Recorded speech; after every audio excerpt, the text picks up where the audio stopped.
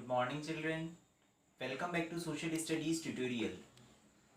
So students, in today's session we are going to learn the third pillar of this chapter, that is caste. That how caste plays an important role in politics and how politics exist there in the caste system.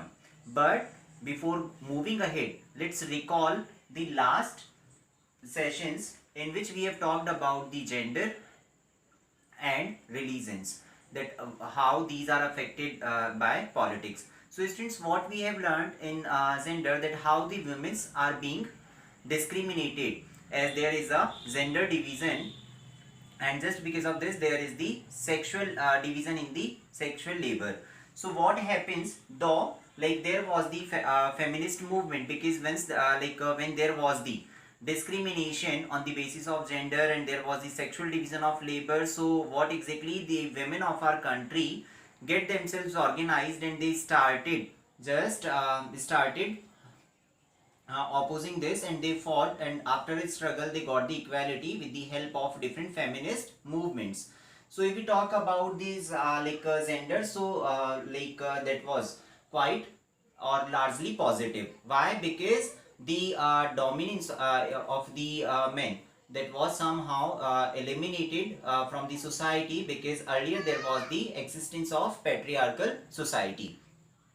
So once the gender was there and gender discrimination was there, so with the help of these feminist movements, these were being eliminated. So how it was largely positive, because somehow there is an equality between these two genders, male as well as female, in our society, and it uplifted the status of women in our society. Then what happened, second one is if we talk about that largely positive, why this was positive? Because the main intention of those feminist movement was just for demanding equality, not for the dominance. Now just come at religion, that how religion in politics was largely negative, because see students, as I told you, that the religion division can be seen everywhere in many countries, like especially if we talk about that Netherlands, Ireland, USA or so on. So but it was not good for the countries, because somehow it disintegrates the unity of our country. So it was largely negative. Now let's understand the caste, that how caste in politics, like whether it is positive or negative. So students, once will be going through with this content, so I hope you will be experiencing, or somehow you will just come to know that there is a mixed outcome or the mixed results of the caste in politics or politics in caste. Now let's understand how caste in politics plays a role there. So for understanding this, we have to understand caste inequalities. That caste inequalities is very unique to India, or like special in India, because again I am repeating my statement that there like a religion division, or the discrimination among the religions, or the prejudices or stereotypes prevailed there in religion, so can be seen everywhere, especially in Netherlands or Ireland, or that USA. But that caste inequalities is majorly seen in our country, so this is very special to our country. Now what happens there in our country, that earlier, I hope in your last grades you have learned about the Varn system, that there are four major Varn Varn in our region. So what exactly these Varnas were, that the Brahmin, Kshatriyas, Shudra, Vaishyas and Shudra. Now how they are, the people are being classified into these Varn systems. So students, in the earlier times people used to perform different tasks or different occupations. So on the basis of those occupations, these people were just classified into, or these people were just fell down under different. Varn system. So there were majorly four Varnas. These were the Brahmin, Kshatriyas, Vaishyas and Shudras. So what the Shudras were? So here what happened, that those who were the outcast people who just served it for the others. These were considered as the Shudras. So what happened, that in those Shudras, so what happened there in caste system, there was the exclusion or discrimination. There was the exclusion. So students, what happened in those caste systems, that there was the exclusion and discrimination. But where? Against the outcast groups. What exactly outcast groups? As I told you, these were the people who used to serve for the others. These were just considered under the category of Shudras. So what happened when there was that kind of caste system? So the people who were belonged to the outcast groups, they were considered inferior, and just because of this inferiority, which was basis on their occupational structure, so because of this there was a kind of superiority and inferiority complexion. Still,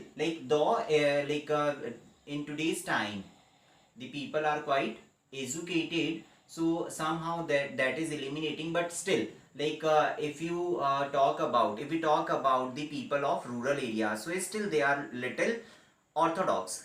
Why orthodox? Because somehow still the people of the rural areas, because of the less development or less education, they just observes the caste, or they ask the people about their caste whenever they interact with the unknown persons.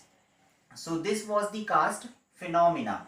Now let's understand that how caste means how that problem was solved, or how that caste came there in the politics.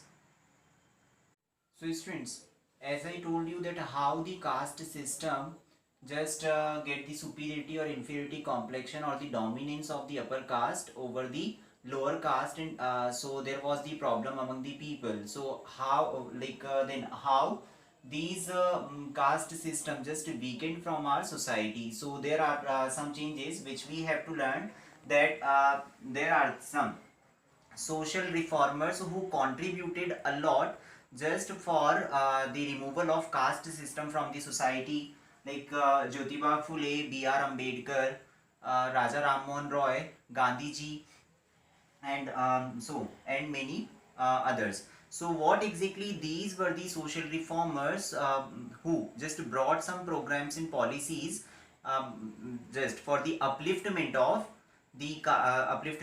the lower caste people, so that they can have an equal status with the upper caste. Then once there was the social reformers, then along with there was the social economic changes. That how there was the social economic changes, that because there was urbanization. So people what exactly, with the help of this urbanization, just get a bonding with the people of the people, irrespective of their caste or so on. So how it happened?